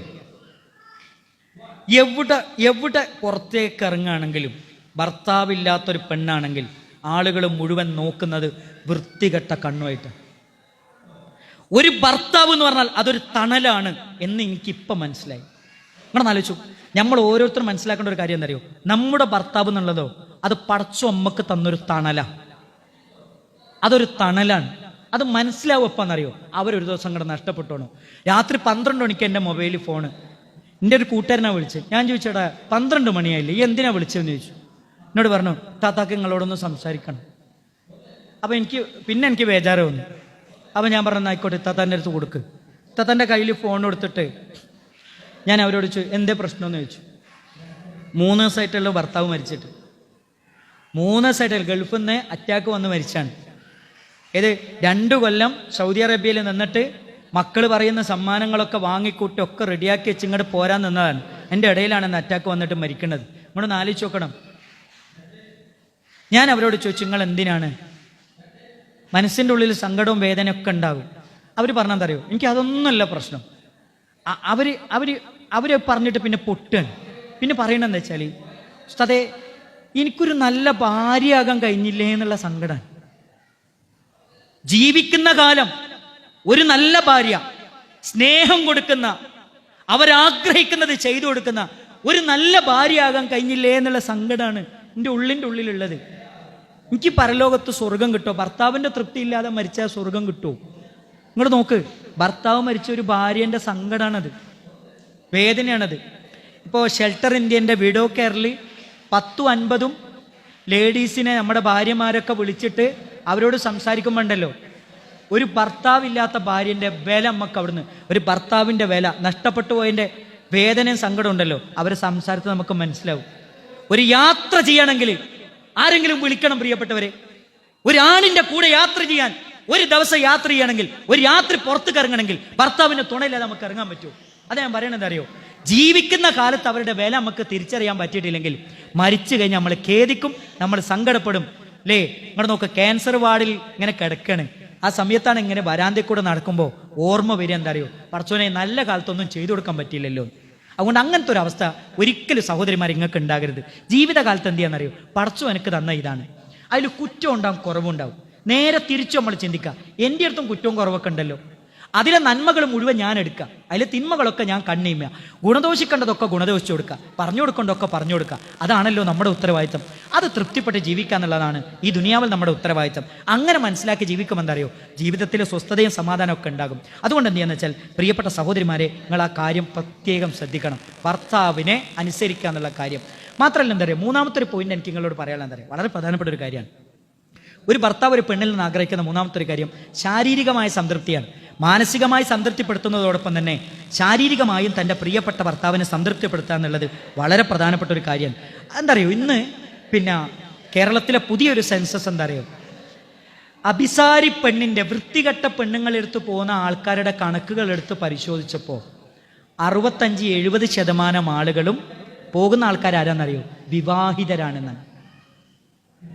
വൃത്തികെട്ട പെണ്ണിന്റെ വാതിൽ പോയി മുട്ടുന്നവരുടെ കൂട്ടത്തിൽ 65-70% വിവാഹം ചെയ്ത ആളുകളാണെന്നാണ്. അതെന്താ പ്രശ്നം? നിലവിൽ വൈവാഹിക ജീവിതത്തിലെ സമാധാനവും സംതൃപ്തിയും അവർക്ക് ലഭിക്കുന്നില്ല എന്നതാണ് ഏറ്റവും വലിയ പ്രശ്നം. അത് വലിയ പ്രശ്നമാണ്. എന്തിനാ സഹോദരങ്ങളെ കുടുംബ ജീവിതം എന്ന് പറയുന്നത്? എന്തിനാ കുടുംബം? എന്തിനാ ഭാര്യ ഭർത്തൃ ജീവിതം? ഖുർആൻ പറഞ്ഞെന്താ അറിയോ? വമിൻ ആയാത്തിഹി അൻ ഖലഖലകും മിൻ അൻഫുസികും അസ്വാജ ലിതസ്കുനു ഇലൈഹ. ജീവിതം ആസ്വദിക്കുവാനാണ് കുടുംബം എന്ന സംവിധാനത്തെ അള്ളാഹു സംവിധാനിച്ചെന്നാണ്. ലോകത്തെ ഏറ്റവും വലിയ ആസ്വാദനം ഏതാണെന്നറിയോ? അത് ഭാര്യ ഭർത്തൃ ജീവിതമാണെന്നാണ് പരിശുദ്ധ ഖുർആൻ നമ്മളെ പഠിപ്പിച്ചത്. അതിൻ്റെ അത്ര ആസ്വാദ്യകരമായ മറ്റൊരു ആസ്വാദനം ലോകത്ത് വേറെ ഇല്ല എന്നാണ് പരിശുദ്ധ ഖുർആൻ പറഞ്ഞത്. അത് ലഭിക്കൂലെങ്കിൽ പിന്നെ എന്തിനാ ദാമ്പത്യ ജീവിതം കൊണ്ട് എന്താ അർത്ഥം? അതുകൊണ്ട് പ്രിയപ്പെട്ട ഭാര്യമാരോട് എനിക്ക് പറയാനുള്ള ഒരു കാര്യം എന്താ അറിയോ? ഒരു ഭാര്യയും ഭർത്താവും കൂടെ എൻ്റെ അടുത്ത് വന്നിട്ട് കുറച്ചു നേരം സംസാരിച്ചപ്പോഴേ അയാൾ എന്നോട് പറയണ എന്താ അറിയോ? ഉസ്താദെ മുന്നോട്ട് പോവില്ല. ഞാൻ ചോദിച്ചാൽ എന്താ മോനെ എങ്ങനെ പറയാൻ എന്താ കാരണം? ഉസ്താദ് ഒരു വൃത്തിയില്ല, ഒരു വൃത്തിയും വെടുപ്പും വേണ്ടേ? അപ്പൊ ഞാൻ ചോദിച്ചു ഈ വൃത്തിയും വെടുപ്പൊക്കെ കണക്കുണ്ടോ? ഉസ്താദെ ഞാൻ കുളിക്കാതെ എൻ്റെ ബെഡ്റൂമിൽ ഞാൻ കയറൂല. റസൂലുള്ളാഹി സ്വല്ലല്ലാഹി അലൈഹി വസല്ലം പഠിപ്പിച്ചത് വീട്ടിലേക്ക് കയറി ചെന്ന് ആദ്യം ചെയ്യേണ്ട പല്ല് തേക്കണമെന്നാ. ഞാൻ പല്ല് തേക്കാതെ മിസ്വാക്ക് ചെയ്യാതെ ഞാൻ എൻ്റെ ബെഡ്റൂം കയറാറില്ല. ഞാൻ എൻ്റെ ശരീരം മുഴുവൻ വൃത്തിയാക്കി നല്ല സ്പ്രേ അടിച്ച് നല്ല ഡ്രസ്സ് ധരിച്ച് അവൾ ആഗ്രഹിക്കുന്ന രൂപത്തിലുള്ള വസ്ത്രം ധരിച്ചിട്ടാണ് ഞാൻ എൻ്റെ ബെഡ്റൂമിലേക്ക് കയറാറുള്ളത്. പലപ്പോഴും എന്താ അറിയോ? ഇതൊക്കെ പെണ്ണുങ്ങൾക്ക് മാത്രമുള്ളതാണ്, ആണുങ്ങൾ ഇതൊന്നും ചെയ്യേണ്ടെന്നാണ് പലരും വിചാരിച്ചത്. പക്ഷെ ഉസ്താദ് അങ്ങനെയല്ല, ഞാനൊക്കെ മനസ്സിലാക്കിയിട്ട് ചെയ്യണേ. എൻ്റെ ഭാര്യ എന്താ അറിയോ? കുളിക്കൂല ബെഡ്റൂമിലേക്ക് വരുമ്പോൾ. എന്നാ വേണ്ട, ഒരു ദിവസമെങ്കിലും കുളിച്ചൂടെ? എന്നാൽ ഒരു നല്ല വസ്ത്രം ധരിച്ചൂടെ? ഞാൻ ആഗ്രഹിക്കുന്ന നിറത്തിലുള്ള ഒരു വസ്ത്രം ധരിച്ചൂടെ? നിങ്ങളൊന്ന് ആലോചിച്ച് നോക്കും. ചില ഭർത്താക്കന്മാരുടെ വേദനയാണിത്, ചില ഭർത്താക്കന്മാരുടെ സങ്കടമാണ്. നമ്മൾ മനസ്സിലാക്കണം എന്താ അറിയോ? നമ്മൾ ആദം നബീന്റെ കാലത്തുള്ള ഒരു 100 ഓട്ടുള്ള മാക്സി ഉണ്ടല്ലോ, അതങ്ങോട്ട് ഒഴിവാക്കുക. എന്നിട്ട് എന്താ അറിയോ? ബെഡ്റൂമിൽ ഏറ്റവും നല്ല ഡ്രസ്സ് ധരിക്കുക. നിങ്ങൾ നോക്ക്, ഈ കോസ്മെറ്റിക്സ് ഉണ്ടല്ലോ, സൗന്ദര്യവർദ്ധക വസ്തുക്കൾ, അത് ഹറാമാണ്. പക്ഷെ ഭർത്താവിന്റെ മുമ്പിൽ നമുക്ക് അനുവദനീയ. നിങ്ങൾ ചുണ്ട് ചോപ്പിച്ചോ നിങ്ങളെ ഭർത്താവിന്റെ മുമ്പിൽ, പുറത്തേക്ക് ഇറങ്ങുമ്പോൾ അല്ല. നിങ്ങൾ ഐഷാഡോ ഐലൈനറും തേച്ചോ, എവിടെ നിന്നറിയോ? നിങ്ങളെ ഭർത്താവിന്റെ മുമ്പിൽ. നിങ്ങളൊന്ന് ആലോചിച്ചു, നിങ്ങൾക്ക് ഇഷ്ടമുള്ള കൈ പുറത്ത് കാണുന്ന ഡ്രസ്സുകൾ ഇട്ടോ, എവിടെ നിന്നറിയോ? നിങ്ങളെ ബെഡ്റൂമിൽ, അല്ലാതെ പുറത്തേക്കല്ല. ഇതൊക്കെ നിങ്ങൾക്ക് അനുവദിച്ചാൽ എവിടെയാണെന്നറിയോ? നിങ്ങൾ ഭർത്താവിന്റെ മുമ്പിൽ. നേരെ തിരിച്ചാൽ ഏറ്റവും നല്ല ഡ്രസ്സ് ഇട്ടിട്ട് നമ്മൾ പുറത്തേക്ക് ഇറങ്ങുക. എന്നാൽ ഏറ്റവും മോശപ്പെട്ട ഡ്രസ്സ് ഇട്ടിട്ടാണ് അവനാൻ്റെ ബെഡ്റൂമിലേക്ക്, ഭർത്താവിൻ്റെ റൂമിലേക്ക് പോവുക. ഇതിലൊക്കെ എന്താ അറിയോ? ചെറിയൊരു മാറ്റമൊക്കെ നമുക്ക് ആവശ്യമുണ്ട്. എന്താ അറിയോ? ഒരു ചെറിയൊരു ശ്രദ്ധ നമ്മുടെ ഭാഗത്തു നിന്നുണ്ടായാൽ ജീവിതത്തെ ഏറ്റവും ആസ്വാദ്യകരമാക്കി മാറ്റാൻ നമുക്ക് കഴിയുമെന്നുള്ള കാര്യത്തിൽ ഒരു സംശയമില്ല. എൻ്റെ പ്രിയപ്പെട്ട ഉമ്മമാരെ, നിങ്ങളൊന്ന് മനസ്സ് വെച്ചാൽ ജീവിതത്തെ ഏറ്റവും രസകരമായി ആസ്വാദ്യകരമായി മുന്നോട്ട് കൊണ്ടുപോകാൻ കഴിയുമെന്ന കാര്യത്തിൽ യാതൊരു സംശയവുമില്ല. അത് നിങ്ങൾ ശ്രദ്ധിക്കേണ്ട ഒരു കാര്യമാണ്. അവിടെ പാലിക്കേണ്ട മര്യാദകളൊക്കെ റസൂലുള്ളാഹി സ്വല്ലല്ലാഹി അലൈഹി വസല്ലമ നമ്മളെ പഠിപ്പിച്ചെന്ന കാര്യമാണ്. ഇനി എനിക്ക് നിങ്ങളോട് പറയണമെന്ന് വെച്ചാൽ, വളരെ കുറഞ്ഞ സമയമുള്ള നമ്മുടെ മുമ്പിൽ നമ്മുടെ മക്കൾ എന്നുള്ളതാണ്. ഒറ്റ കാര്യം കൂടെ അതിൻ്റെ കൂടെ ചേർത്ത് പറയാണ്. നമ്മൾ ഇപ്പോഴും ഉള്ളൊരു ചെറിയൊരു പ്രശ്നം എന്താ വെച്ചാൽ, ഈ അമ്മയമ്മ മരോള് പ്രശ്നങ്ങൾ ഇല്ല എന്നൊക്കെയാണ് നമ്മൾ വിചാരിച്ചെങ്കിലും ചെറിയ ചെറിയ വീടുകളിലൊക്കെ പ്രശ്നമുണ്ട്. ഞാൻ പറയുക എന്താ അറിയോ? ഞാൻ സഹോദരിമാരോട് പറയാണ്, ഞങ്ങളോട് പറയുന്നത് എന്താ അറിയോ? ചെറിയ പുതിയ തലമുറയിലെ പെൺകുട്ടികളോട് ഞാൻ പറയുന്നത്, നമ്മൾ കയറി ചെല്ലുന്ന വീട്ടിൽ ഭർത്താവിൻ്റെ ഉമ്മ ഉണ്ടാവും. ഭർത്താവിൻ്റെ ഉമ്മ എന്ന് പറഞ്ഞാൽ നമ്മളെപ്പോലെ ന്യൂജൻ ഉമ്മയല്ല, അത് പഴയ ഉമ്മയാണ്. ഉമ്മൻ്റെ ബുദ്ധിയും ഉമ്മൻ്റെ ചിന്തയും ആ പഴയതായിരിക്കും. അപ്പോൾ ഉമ്മ സംസാരിക്കുമ്പോൾ എന്താ അറിയോ? ഉമ്മ ചിലപ്പോൾ എന്താ പറയാന്ന് വെച്ചാൽ, ഒരു 10-15 അയില കൊണ്ടുവന്നിട്ടുണ്ടാവും. അപ്പോൾ 10-15 അയില എടുത്ത് മുറിച്ച് അതിൽ മുളകൊക്കെ ഇങ്ങനെ പുരട്ടി അതൊക്കെ കൂടെ പൊരിക്കാന്ന് കാണുമ്പോൾ ഉമ്മ വന്നിട്ട് 15 5 എണ്ണം പോരെ എന്ന് ചോദിക്കൂ. അപ്പം തന്നെ അങ്ങനെ 5 എണ്ണം മതിയാകുക, ഒരാൾക്ക് 1 കൊടുക്കണ്ടേ? ഇവിടെ 6 ആളില്ലേ? അപ്പോൾ എന്താ വെച്ചാൽ അവരെ സംബന്ധിച്ചിടത്തോളം അവരില്ലായ്മയുടെ ഒരു കാലത്ത് ജീവിച്ചതാണ്. ഒരു 10 എണ്ണം കൊണ്ടുവന്നിട്ടുണ്ടെങ്കിൽ ആ 10 എണ്ണം കൊണ്ട് ഒരു മാസം കഴിഞ്ഞവരാണ് അവർ. അവരുടെ ചിന്തയും അവരുടെ ബോധവും അങ്ങനെയാണ്. അവരെ ഉൾക്കൊള്ളാൻ നമുക്ക് എന്ത് ചെയ്യണം? അത് പറഞ്ഞ് മനസ്സിലാക്കി കൊടുക്കാൻ നമുക്ക് എന്ത് ചെയ്യണം? പറ്റണം. ഇല്ലെങ്കിൽ പ്രശ്നമാണ്. അതുപോലെ തന്നെ എന്ത് ചെയ്യാന്നറിയോ? എന്ത് കാര്യം അങ്ങോട്ട് ചോദിക്കുക. എന്താ പറയുക? ഉമ്മ ഇന്നെ നമ്മൾ സാദാ ചോറിൽ ഉണ്ടാക്കണത് എത്ര അരിയാണ് എടുക്കേണ്ടത്? നമുക്കറിയാം എത്ര എടുക്കേണ്ടത്. സഹോദരിമാർ, നമുക്കറിയാം എത്ര എടുക്കേണ്ടത് എന്ന് നമുക്കറിയാം. എന്നാലും ഉമ്മനോട് എന്ത് അറിയാം? ഉമ്മ എത്ര അരിയാണ് എടുക്കേണ്ടത്? അപ്പം എന്താ പറയുക? ഉമ്മക്ക് എൻ്റെ കുട്ടി എന്നോട് ചോദിച്ചിട്ടാണല്ലോ ചെയ്യുന്നത്. ഉമ്മക്കൊരു എന്താ പറയുക, ആ ഒരു സ്ഥാനം നിങ്ങൾ ഉമ്മമാർക്ക് നിങ്ങളൊന്ന് കൊടുത്തു നോക്കി. ഉമ്മമാർക്ക് നിങ്ങളെ ഭയങ്കര ഇഷ്ടമായിരിക്കും. അല്ലേ? പയറെടുക്കുമ്പം വെള്ളത്തിലിടാൻ എടുക്കുന്ന സമയത്ത് ഉമ്മ 1 ഗ്ലാസ് എടുത്താൽ മതിയോ, അല്ലെ 2 ഗ്ലാസ് എടുക്കണം, മോളെ 1.5 ഗ്ലാസ് എടുത്താൽ മതി, ആയിക്കോട്ടെ ഉമ്മ 1.5 ഗ്ലാസ്. എന്താ അറിയോ, അത് ഭയങ്കര മതിപ്പാണ്. പ്രായം കൂടുന്നതിനനുസരിച്ച് ഉമ്മമാർക്ക് തോന്നുന്നത് എന്താ അറിയോ, എന്നെ തീരെ ശ്രദ്ധിക്കണില്ല, എന്നോടൊന്നും ചോദിക്കണില്ല, ഓൽക്ക് തോന്നിയ മാതിരി അയക്കണിപ്പോൾ. നിങ്ങൾ നോക്ക്, പല ഉമ്മമാരും സങ്കടങ്ങൾ പങ്കുവെക്കുമ്പോൾ അയൽ വീട്ടിൽ ഇത്താത്തനോട് പറയാൻ എന്താ അറിയോ, എൻ്റെ വീട്ടിലൊരു മരുവളുണ്ടോ, ഓളെ അവസ്ഥ എന്താ അറിയോ, ഒക്കെ ഇപ്പം ഞാനൊരു ഭാഗത്ത് ഇങ്ങനെ തളർന്ന് കടന്നോടുകൂടി അതൊക്കെ മാറിക്കണ്, ഓക്ക് തോന്നിയ മാര്യങ്ങൾ അരി ഇന്നലൊക്കെ എത്ര ചോറ ബാക്കി അറിയോ എന്നൊക്കെ ചോദിച്ചിട്ട് അതെന്ത് ചെയ്യുമെന്ന് വെച്ചാൽ ആ ഇത്താത്ത എന്ത് ചെയ്യുമെന്ന് വെച്ചാൽ ഇവളോട് വന്നിട്ട് പറയാം, എടാ എൻ്റെ അമ്മായിമ്മ ഇവിടെ വന്നീന്, ഈ ചോറൊക്കെ കളഞ്ഞ്, പിന്നെ അവിടെ ബദറുഹുദു ഹന്തൊക്കെ ഉണ്ടാക്കാൻ വേറെ എന്തെങ്കിലും ഒരു വഴി വേണോ? അതുകൊണ്ട് എൻ്റെ പ്രിയപ്പെട്ട അനിയത്തിമാരോട് എനിക്ക് പറയാനുള്ള എന്താ അറിയോ, അങ്ങനൊക്കെ ഉമ്മമാർ പറയും, അത് ഒരു പറഞ്ഞോട്ടെ, ഓരോ വയസ്സും പ്രായം ഉണ്ടാ, നമ്മളും ആ വയസ്സൊക്കെ എത്തും, നമ്മളും ഈ ജാതി കോപ്രായത്തരങ്ങളും പ്രശ്നങ്ങളും നമ്മുടെ ഭാഗത്തു നിന്നൊക്കെ ഉണ്ടാകാൻ സാധ്യതയുണ്ട്. അതുകൊണ്ട് എന്ത് ചെയ്യാന്നറിയോ, അവരെ ഉൾക്കൊള്ളാനും അവരെ മനസ്സിലാക്കാനുള്ള ഒരു നല്ല വിശാലമായ മനസ്സാണ് നമുക്ക് ഉണ്ടാകേണ്ടത്. ഒരിക്കലും എൻ്റെ ഭർത്താവിൻ്റെ ഉമ്മ എൻ്റെ അമ്മായിമ്മല്ല, പിന്നെ ആരാ, എൻ്റെ ഉമ്മയാണ്. അങ്ങനെ നിങ്ങളൊന്ന് ചിന്തിച്ചു നോക്കേ, എൻ്റെ ഉമ്മയാണത്. ഉമ്മ എന്തൊക്കെ പറയും, ഉമ്മനോട് നമ്മൾ തെറ്റലില്ലേ, ഉമ്മ നമ്മളോട് തെറ്റലില്ലേ, പിന്നെ നന്നാവലില്ലേ, ഇല്ലേ? അതൊക്കെ നമ്മുടെ വീട്ടിൽ നടക്കുന്നുണ്ട്. പിന്നെന്താ ഭർത്താവിൻ്റെ വീട്ടിലുണ്ടാകും, ഉമ്മനോട് തെറ്റും, ഉമ്മ അങ്ങോട്ട് തെറ്റും, ചിലപ്പോൾ അങ്ങോട്ട് മുണ്ടും ഇങ്ങോട്ട് മുണ്ടും, ചിലപ്പോൾ മാപ്പ് പറയും, ചിലപ്പം പൊരുത്തപ്പെടിക്കും, ഇതൊക്കെ ഉണ്ടാകും. ഇതൊക്കെ മനുഷ്യന്മാരാണ്, നമ്മൾ ആരും മലക്കുകളല്ല. അതെന്താ അറിയോ? അപ്പോൾ എൻ്റെ പ്രിയപ്പെട്ട അനിയത്തിമാരോട് എനിക്ക് പറയാനുള്ളത്, നമ്മളെ ഭർത്താവിൻ്റെ ഉമ്മ എന്ന് പറയുന്നത് നമ്മൾ ഉമ്മയായിട്ട് കാണാൻ നമുക്ക് പറ്റണം. അപ്പോൾ ചില ആൾക്കാരൊക്കെ പറയുന്നുണ്ട്, നല്ല ആളിയാ നിങ്ങൾ ഉമ്മയായിട്ട് കാണാൻ പറഞ്ഞത്, നിങ്ങൾക്കറിയോ ഓരോ സ്വഭാവം ഒക്കെ ഉണ്ടാവും. അതൊക്കെ മനുഷ്യന്മാരാ. ഈ ഒരു പ്രായത്തിൽ കഴിഞ്ഞാൽ നമുക്കെന്ത് ചെയ്യും, ഈ ജാതി ബുദ്ധിക്ഷയവും കുറവും, ഈ ജാതി വർത്താനവും പ്രശ്നങ്ങളും ഒക്കെ ഉണ്ട്, മെൻ്റൽ സ്ട്രെസ്സും അതേപോലെ തന്നെ അതിരുവിട്ട വർത്താനങ്ങളും അതിര് കവിഞ്ഞ വർത്താനങ്ങളും ഒക്കെ ഉണ്ടാകും. അത് നമ്മൾ ശ്രദ്ധിക്കണം. അടുത്തൊരു കാര്യം എന്താ അറിയോ, പ്രിയപ്പെട്ട ഉമ്മമാരോട് എനിക്ക് പറയാനുള്ളത് എന്താ അറിയോ, മക്കൾ കല്യാണം കഴിച്ചു കഴിഞ്ഞാൽ ഇപ്പം നമ്മളൊരു യാത്ര പോവുകയാണ് കുട്ടികളൊക്കെ കൂട്ടിയിട്ട്, അപ്പം ഇങ്ങനെ ഒരു ടോയ്സിൻ്റെ കടേൻ്റെ അടുത്തൂടെ പോകുമ്പോൾ കുട്ടികൾ എന്ത് ചെയ്യുന്നറിയോ, ഉപ്പ ആ പിന്നെ സൈക്കിൾ എനിക്ക് വാങ്ങിത്തരുമോ, കാർ എനിക്ക് വാങ്ങിത്തരുമോ എന്നൊക്കെ ചോദിക്കും. നമ്മളൊരു നല്ലൊരു ടോയ്സിൻ്റെ കടയിൽ നിർത്തിയിട്ട് ഒരു ടോയ്സ് എന്ത് ചെയ്യും, കുട്ടിയൊക്കെ നമ്മൾ വാങ്ങിക്കൊടുക്കും. അവർ വീട്ടിൽ വന്നിട്ട് ആ ടോയ്സ് കൊണ്ട് കളിക്കുന്നത് കാണുമ്പോൾ എന്തൊരു സന്തോഷമാണ്, എന്തൊരു ആനന്ദമാണ്. പ്രിയപ്പെട്ടവരെ, 25 വയസ്സ് 22 വയസ്സാകുമ്പോൾ മക്കളെ കല്യാണം കഴിപ്പിക്കും. അവർ ഭാര്യയോടൊത്ത് ജീവിക്കുന്നത് കണ്ട് ഒരിക്കലും നമ്മൾ അസൂയപ്പെടരുത്, മറിച്ച് നമ്മൾ അവർക്ക് വേണ്ടി പ്രാർത്ഥിക്കണം. അവർ ജീവിക്കുന്നത് കണ്ട് നമ്മൾ ആനന്ദിക്കണം. ഇതാണ് നമ്മൾ ചെയ്യേണ്ടത്. ഒരിക്കലും എൻ്റെ പ്രിയപ്പെട്ട സഹോദരങ്ങളെ, അങ്ങനെ ഒരു ചിന്തയാണ് നമ്മുടെ മനസ്സിൻ്റെ ഉള്ളിൽ ഉണ്ടാകേണ്ടത്. ഈ ചിന്ത നമ്മുടെ മനസ്സിൻ്റെ ഉള്ളിൽ ഇല്ലെങ്കിൽ വലിയ പ്രശ്നമാണ്. നമ്മുടെ വീട്ടിലേക്ക് കയറി വന്ന മരുമകൾ ഒരിക്കലും മരുമകളല്ല, എൻ്റെ മകളാണ്. മക്കളും ഉമ്മയും തമ്മിൽ കുറേ പ്രശ്നം ഉണ്ടാവും. എത്ര പ്രശ്നം ഉണ്ടെങ്കിലും ഉമ്മ എന്ത് ചെയ്യും, മക്കൾക്ക് വിട്ടുവീഴ്ച ചെയ്യും, നേരെ തിരിച്ചുണ്ടാകും. ഇതെന്താ ഒരു പ്രശ്നം എന്നറിയാം, ഞങ്ങളോടൊന്ന് പറഞ്ഞുതരാം. ഒരു ചെറിയൊരു കാര്യം പറഞ്ഞുതരാം. ഒരു ഉമ്മ മരിച്ചൊരു കുട്ടി, ആ ഉമ്മ മരിച്ച കുട്ടി പിന്നെ എന്തെന്ന് വെച്ചാൽ അവൻ്റെ ഉമ്മ മരിച്ചു. അവർ 3 മക്കളാണ്. അതിലൊരു കുട്ടി എന്താ വെച്ചാൽ ആൺകുട്ടിയുണ്ട്. ആ ആൺകുട്ടി കല്യാണം കഴിക്കുന്നത് വരെ വാപ്പ വേറൊരു കല്യാണം കഴിച്ച് ഇളയമ്മ ഇളയമ്മ വരുമ്പോഴുള്ള ഡിമാൻഡ് എന്ന് വെച്ചാൽ എന്നെ ഉമ്മ എന്ന് വിളിച്ചാലേ എനിക്ക് ഇവരൊക്കെ കൂടെ നിൽക്കാൻ പറ്റുള്ളൂ, ഓരോ മക്കളായിട്ട് സ്നേഹിക്കാൻ പറ്റുള്ളൂ. അപ്പോൾ ഇവൻ പറഞ്ഞു, ആയിക്കോട്ടെ ഞാൻ ഉമ്മ എന്ന് വിളിച്ചോളാം, എനിക്ക് കുഴപ്പമില്ല, എനിക്ക് ഉമ്മ എന്ന് വിളിക്കാൻ ഇപ്പം ആരുമില്ലല്ലോ, ഞാൻ ഉമ്മ എന്ന് വിളിച്ചോളാം, എനിക്ക് സന്തോഷമുള്ളൂ എന്ന് പറഞ്ഞു. അങ്ങനെ എന്തെന്ന് വെച്ചാൽ ഉമ്മ എന്നൊക്കെ വിളിച്ച് വളരെ സന്തോഷത്തിൽ മുന്നോട്ട് പോവാണ്. അങ്ങനെ മുന്നോട്ട് പോകുമ്പോൾ എന്ന് വെച്ചാൽ സ്വാഭാവികമായും ഇവനെ സംബന്ധിച്ചിടത്തോളം, ഒരു ആൺകുട്ടീനെ സംബന്ധിച്ചിടത്തോളം ഉമ്മ എന്ന് വിളിക്കല്ലേ, അപ്പം ഉമ്മനോട് പെരുമാറുന്ന സ്വാതന്ത്ര്യത്തിൽ പെരുമാറും. ചിലപ്പോൾ മോന്ത കയറ്റും, ചിലപ്പം ദേഷ്യം പിടിച്ച് എന്തെങ്കിലും പറയും, ഉമ്മ ഇങ്ങോട്ട് പറയും, ചിലപ്പോൾ അങ്ങോട്ട് പറയും ഉമ്മനോട്. അപ്പോൾ ഇതെന്തെന്ന് വെച്ചാൽ സ്വരച്ചേർച്ചില്ലാത്തൊരു പ്രശ്നം വരികയാണ്, മോനും ഉമ്മയും തമ്മിൽ പ്രശ്നമാകാൻ. അത് ഉൾക്കൊള്ളാനുള്ളൊരു മാനസികാവസ്ഥ എന്തില്ല, ഈ ഇളമ്മയ്ക്കില്ല, അതൊരിക്കലും ഉണ്ടാവില്ല എന്നുള്ളതാണ്. നിങ്ങൾ മനസ്സിലായി? അത് വളരെ കുറഞ്ഞ ആളുകൾക്ക് ഉണ്ടാവുള്ളൂ. സ്വന്തം ഉമ്മയാണെങ്കിൽ എന്താ പറയുക, അതെൻ്റെ കുട്ടിയാണ്, എൻ്റെ കുട്ടീൻ്റെ അടുത്ത് തെറ്റ് പറ്റും, ഞാനല്ലാതെ വേറെ ആരാ മാപ്പ് കൊടുക്കുക, ഞാനല്ലാതെ ആരാ പുറത്തു കൊടുക്കുക.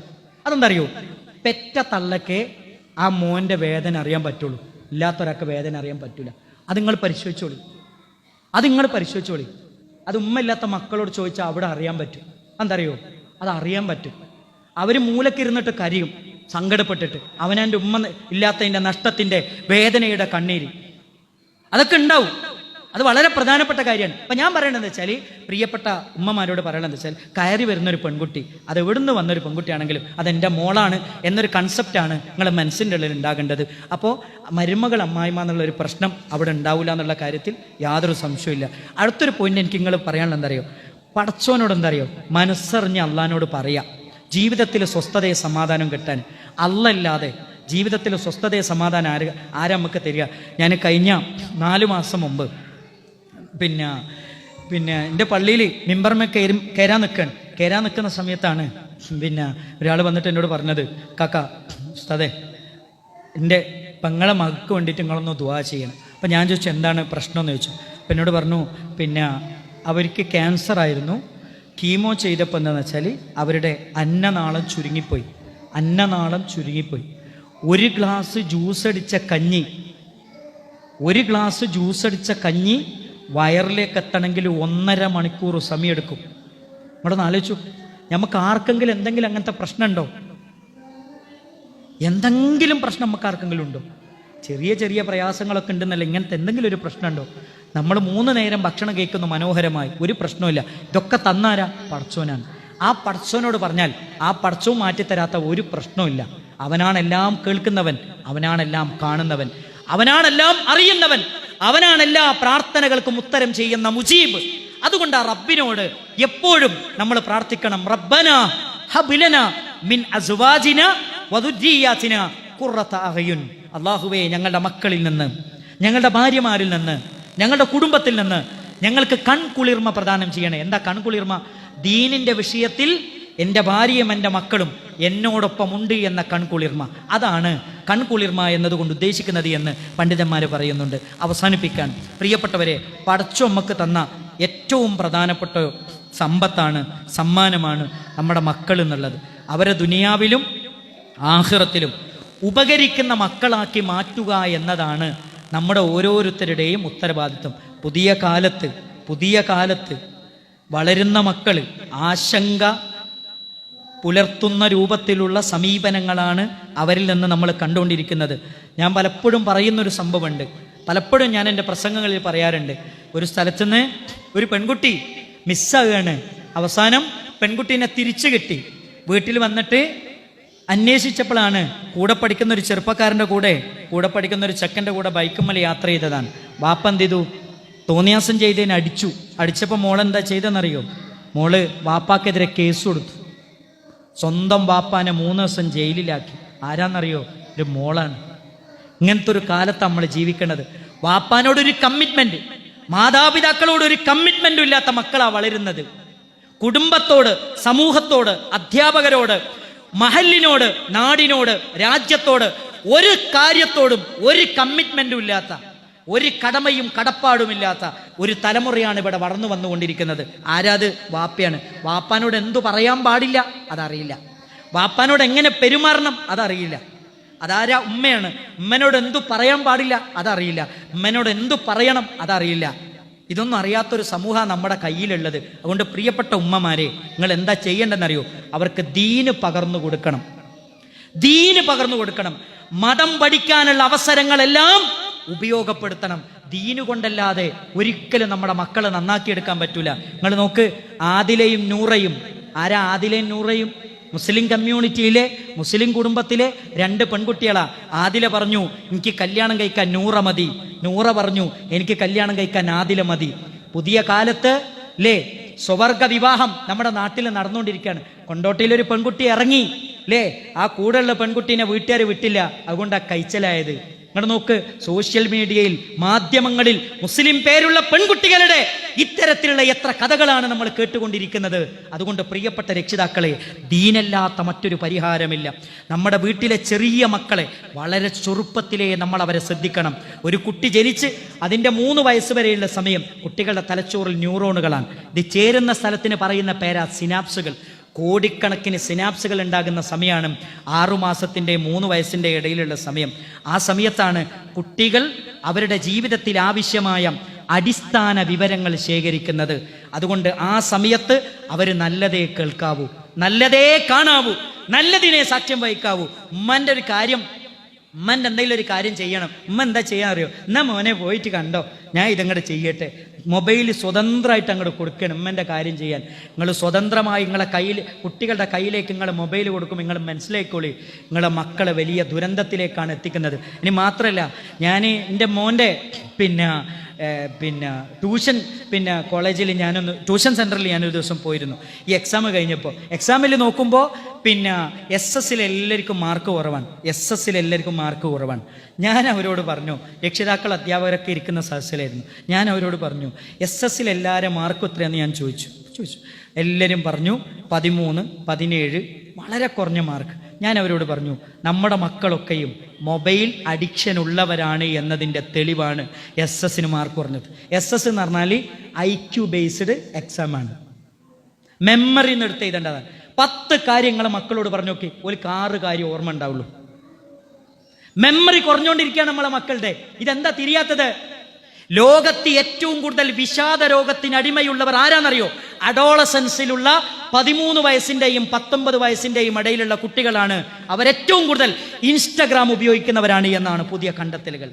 കാരണം എന്തറിയോ, ഇൻസ്റ്റഗ്രാം എടുത്തിട്ട് നിങ്ങൾ നോക്കി, നിങ്ങളെ കൂടെ ഇരിക്കുന്ന പെൺകുട്ടികളോട് ചോദിച്ചു നോക്കും, മോളോട് ചോദിച്ചു നോക്കും, മോക്ക് ഇൻസ്റ്റഗ്രാമിൽ ID ഉണ്ടോയെന്ന് ചോദിച്ചു നോക്കും, മോളോട് അക്കൗണ്ട് ഉണ്ടോയെന്ന് ചോദിച്ചു നോക്കി, ഉണ്ടാവും. ഇൻസ്റ്റാഗ്രാമിൽ ഒരു എന്ത് ചെയ്യാണെന്നറിയോ, ഞാൻ എൻ്റെ ഫോട്ടോ എന്ത് ചെയ്യാണെന്നറിയോ, എൻ്റെ ഒരു പുതിയ ഫോട്ടോ എന്ത് ചെയ്യുക, പോസ്റ്റ് ചെയ്ത് 6 മണിക്കൂർ കഴിഞ്ഞു, 7 മണിക്കൂർ കഴിഞ്ഞു, 8 മണിക്കൂർ കഴിഞ്ഞു. നമ്മളെന്താ നോക്കുകയെന്നറിയോ, എത്ര ലൈക്ക് ഉണ്ട് നോക്കുമ്പോൾ 3 ലൈക്ക്. ഇങ്ങനെ ഉണ്ട് ഒരു നൃത്തം. എന്നിട്ടുണ്ട് ഈ ചെങ്ങായിമാർക്ക് വേറെ എന്തിനൊക്കെ ലൈക്ക് കൊടുക്കുന്നുണ്ട്, എൻ്റെ ഒരു ഫോട്ടോ ഇട്ട് ആകെ 3 എണ്ണം മാത്രം. അതെന്താ അറിയോ, കുട്ടികളെ മാനസികമായി തളർത്തുന്നു എന്നാണ്.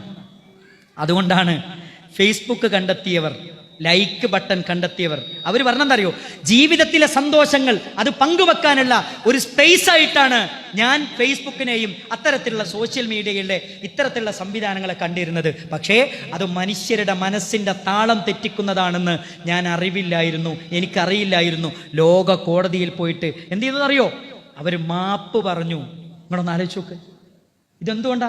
അവർ പിടിക്കപ്പെടുമെന്ന് അറിഞ്ഞപ്പോഴാണ് അവർ മാപ്പ് പറയേണ്ട അവസ്ഥ വന്നത്. അപ്പം നമ്മൾ തിരിച്ചറിയേണ്ടതെന്നറിയോ, ഇതിൻ്റെ ഒക്കെ പിന്നാലെ പോയിട്ടാണ് നമ്മുടെ മക്കൾ കൂടിയും പോകുന്നത്. ഫേസ്ബുക്കിലൂടെ പ്രണയം, എന്നിട്ടോ എവിടെയാണ് എത്തിപ്പെടുന്നത്? തിരുവനന്തപുരത്തുള്ള ഒരു കുട്ടി, നിങ്ങൾ നോക്കണം, 9ാം ക്ലാസ് പഠിക്കുന്ന 8ാം ക്ലാസ് പഠിക്കുന്ന കണ്ണൂരിലുള്ള ഒരു പെൺകുട്ടീനെ പ്രേമിക്കുന്നത് 16 വയസ്സുള്ള ഒരു കുട്ടിയാണ്. തിരുവനന്തപുരത്തുനിന്ന് വണ്ടി കയറിയിട്ട് കണ്ണൂർ വന്നിറങ്ങിയിട്ട് സ്കൂളിൽ പെൺകുട്ടി എന്താ ചെയ്യുന്നതെന്നറിയോ, സ്കൂളിലേക്കാണെന്ന് പറഞ്ഞിട്ട് എവിടെ അടുത്തുള്ള കടപ്പുറത്തേക്ക് വരികയാണ്. നിങ്ങളൊന്ന് ആലോചിച്ച്, പർദ്ദ ഇട്ടിട്ട് വരികയാണ്. പുതിയ കാലത്ത് പുതിയ പ്രശ്നങ്ങളാണ് നമ്മൾ കണ്ടുകൊണ്ടിരിക്കുന്നത്. രക്ഷിതാക്കളെ, നമ്മുടെ കുട്ടികളെ കയ്യിൽ നമ്മൾ മൊബൈൽ കൊടുക്കുമ്പോൾ എന്താ അറിയോ, ആ മൊബൈലിൻ്റെ കൈകാര്യം, നിയന്ത്രണം നമ്മുടെ കയ്യിലാണ്. ഫാമിലി ലിങ്ക് വേണം. അരമണിക്കൂർ അവർ കണ്ടതെങ്കിൽ അരമണിക്കൂർ കഴിഞ്ഞിട്ട് ഞാനിവിടെ ലോക്ക് ചെയ്യും. മോൻ്റെ മൊബൈൽ ലോക്കായി, ഓനിങ്ങോട്ട് വിളിക്കും, പച്ചിയെ ഒരു 5 മിനിറ്റും കൂടി, ഇല്ല മോനെ ഇന്നത്തത് കഴിഞ്ഞു. ഇങ്ങനെ നമ്മുടെ മൊബൈൽ കൊണ്ട് അവരുടെ മൊബൈൽ നിയന്ത്രിക്കാൻ നമുക്ക് കഴിഞ്ഞിട്ടില്ലെങ്കിൽ, നമ്മുടെ നിയന്ത്രണത്തിലേക്ക് അവരെ കൊണ്ടുവരാൻ കഴിഞ്ഞിട്ടില്ലെങ്കിൽ, അവർ മൊബൈലിൻ്റെ നിയന്ത്രണത്തിലാകും. പിന്നെ അവർ പറയാന്തറിയോ, എനിക്ക് കല്യാണം വേണ്ട. എന്തേ കല്യാണം വേണ്ടാത്ത? ഞാൻ ഒരുത്തിനെ കണ്ടുവച്ചിട്ടുണ്ട്, എനിക്ക് ഓള് മതി കല്യാണം കഴിക്കാൻ.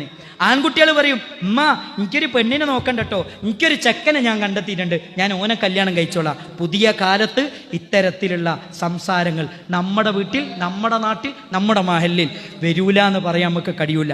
അതുകൊണ്ട് എൻ്റെ പ്രിയപ്പെട്ട രക്ഷിതാക്കളെ, നമ്മുടെ മക്കളെ നിങ്ങൾ ശ്രദ്ധിക്കണം. അവർക്ക് ദീന്, അവരുടെ നിസ്കാരത്തിൻ്റെ വിഷയം, അവരുടെ ഖുർആൻ പാരായണത്തിൻ്റെ വിഷയം, അവർക്ക് അള്ളാഹുവിനെ പരിചയപ്പെടുത്തി കൊടുക്കുന്ന കാര്യം, അവർക്ക് ദീന് പഠിപ്പിച്ചു കൊടുക്കുന്ന കാര്യം, അതിലൊക്കെയും നമുക്ക് ശ്രദ്ധ ഉണ്ടാകണം. അവസാനിപ്പിക്കുമ്പോൾ എനിക്ക് നിങ്ങളോട് പറയാനെന്താ അറിയും, നമ്മളൊക്കെ എപ്പോഴും എവിടെ പോകുമ്പോൾ പോകാൻ നേരത്ത് ഉമ്മൻ്റെ അടുത്ത് എന്നിട്ട് ചോദിക്കും, ഉമ്മച്ചേ പരീക്ഷയ്ക്ക് പോവുകയാണ്, നിങ്ങൾ പ്രാർത്ഥിക്കണം കേട്ടോ. മുസല്ലയിലിരുന്നിട്ട് ആ നിസ്കാരക്കുപ്പായി ഇട്ടിട്ട് ഉമ്മ പറയുന്ന ഒരു മറുപടി, എൻ്റെ കുട്ടിക്കല്ലാതെ ഞാൻ ആർക്കാ പ്രാർത്ഥിക്കാം? എൻ്റെ പ്രിയപ്പെട്ട ഉമ്മമാരെ, പടച്ചോൻ തട്ടിക്കളയാത്തൊരു പ്രാർത്ഥന ഉണ്ട്. അതാരെ പ്രാർത്ഥനയാണെന്നറിയോ? അവനാൻ്റെ ഉമ്മാൻ്റെ പ്രാർത്ഥനയാണ്. അതുകൊണ്ട് പ്രിയപ്പെട്ട ഉമ്മമാരെ, നിങ്ങളെ മക്കൾക്ക് വേണ്ടിയിട്ട് മനസ്സറിഞ്ഞ് പ്രാർത്ഥിക്കണം. ഫുൾ A+ കിട്ടണമെന്നല്ല നിങ്ങൾ പ്രാർത്ഥിക്കേണ്ടത്. നിങ്ങളെ ആദ്യം പ്രാർത്ഥിക്കേണ്ടതെന്നറിയോ? പടച്ചോനെ, ഞങ്ങളുടെ അഭിമാനം അതിന് ക്ഷതം വരുത്തുന്ന ഒന്നും എൻ്റെ മക്കളിൽ നിന്നില്ലാതെ ഏറ്റവും നല്ല സ്വാലിഹീങ്ങളായ മക്കളാക്കി ഞങ്ങളെ മക്കളെ മാറ്റിത്തരണേ എന്നു പ്രാർത്ഥിക്കാനാണ് നമ്മൾ ആദ്യം ശ്രമിക്കേണ്ടത്. എന്നിട്ട് നിങ്ങൾ ബാക്കിയുള്ളൊക്കെ നിങ്ങൾ പ്രാർത്ഥിച്ചു. കാരണം എന്താ അറിയോ, നമ്മൾ മരിച്ചിട്ട് നമ്മുടെ മയ്യത്ത് വീട്ടിൻ്റെ ഉള്ളിൽ കൊണ്ടുവച്ചാൽ നമ്മുടെ മയ്യത്ത് കുളിപ്പിക്കേണ്ടത് ആരാ, കഫൻ ചെയ്യേണ്ടത് ആരാ? നമ്മുടെ മയ്യത്ത് കുളിപ്പിച്ച് കഫൻ ചെയ്ത് വീട്ടിൻ്റെ ഉള്ളിൽ പ്രിയപ്പെട്ട ഉമ്മമാരെ, നിങ്ങളെ മയ്യത്ത് കുളിപ്പിക്കുന്ന സമയത്ത് മുഖത്ത് വെള്ളമൊഴിക്കുമ്പോൾ മോളെ മനസ്സിക്ക് ഇങ്ങോട്ട് വരും സങ്കടം. എങ്ങനെയാണെന്നറിയോ, ഈ ഉമ്മൻ്റെ വയറ്റിലാണല്ലോ പടച്ചോനെ ഞാൻ കിടന്നത് 9 മാസവും 10 ദിവസവും. എന്തൊക്കെ ഞാൻ എൻ്റെ ഉമ്മച്ചിനോട് ചെയ്തു. പടച്ചോനെ എനിക്ക് ഈ പുറത്തു തരൂല്ലേ പടച്ചോനെ. ഉള്ളിൻ്റെ ഉള്ളിൽ നിന്ന് അങ്ങോട്ട് പൊട്ടിയിട്ട് അങ്ങോട്ട് വരും. ആ മോള് നിങ്ങളൊന്ന് ആലോചിച്ചു, കഫൻ ചെയ്തിട്ട് അവസാനം അവിടെ വെച്ചിട്ട് നിസ്കാരം കഴിഞ്ഞിട്ട് ചോദിക്കണുണ്ട്, ഇനി ആണുങ്ങളെ ഭാഗത്തേക്ക് കൊണ്ടുപോവാണ്, ഇനി നിസ്കാരം കഴിഞ്ഞ് നേരെ പള്ളിയിലേക്ക് കൊണ്ടുപോകും. അവസാനം മക്കൾ പറയുന്നുണ്ട്, ഞങ്ങൾക്ക് അവസാനം ഒന്ന് ഉമ്മച്ചിനൊന്ന് കാണ്ടിരുന്നു. 3 കെട്ടിയ കെട്ടുണ്ടല്ലോ, ആ 3 കെട്ടും അങ്ങോട്ട് അയച്ചിട്ട് നമ്മുടെ മുന്നേക്ക് ഇങ്ങോട്ട് വെച്ചിരും ഉമ്മൻ്റെ മയ്യത്ത്. അവിടെ മുട്ടുകുത്തിയിരുന്ന് നെറ്റിത്തടത്തിലൊരു മുത്തം വെക്കുമ്പോൾ കണ്ണൊന്നൊലിച്ചിരുങ്ങുന്ന ചൂടുള്ള കണ്ണീരുണ്ട്. അതൊരു വല്ലാത്ത വേദനയാണ്, പറഞ്ഞറിയിക്കാൻ പറ്റാത്ത വേദനയാണ്. പ്രിയപ്പെട്ട ഉമ്മമാരെ, നമ്മളൊക്കെ മരിച്ചങ്ങോട്ട് പോകുമ്പോണ്ടല്ലോ, നമ്മുടെ മയ്യത്തിൻ്റെ അടുത്ത് നിന്നിട്ട് പടച്ചോനെ എൻ്റെ ഉമ്മച്ചിയാണ് ഈ കിടക്കണത്, പുറത്തു കൊടുക്കണേ അല്ലാ എന്നും മനസ്സ് തുറന്ന് പറയാൻ പറ്റിയ മക്കളുണ്ടല്ലോ, അതാണ് ജീവിതത്തിൽ ഏറ്റവും വലിയ സമ്പത്ത്.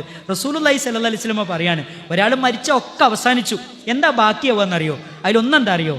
ഒന്നാമത്തെ എന്താ അറിയോ? സദക്കത്തും ജാരിയത്തായ സദക്ക.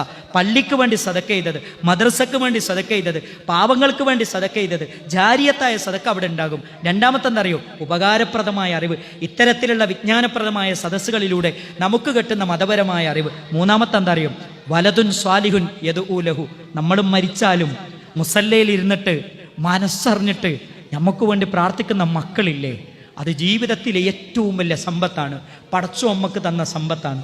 നമ്മളും മരിച്ചാലും നമ്മൾ ഓർക്കുന്ന മക്കളുണ്ടല്ലോ, അത് ജീവിതത്തിലെ മറക്കാനാവാത്ത സമ്പത്താണ്. അങ്ങനത്തെ സമ്പത്ത് മരിച്ചു പോകുന്നതിന് മുമ്പ് നമുക്ക് ഉണ്ടാക്കണം. അതാണ് നമ്മുടെ മക്കളെ കൊണ്ട് നമ്മൾ സമ്പാദിക്കേണ്ടത്.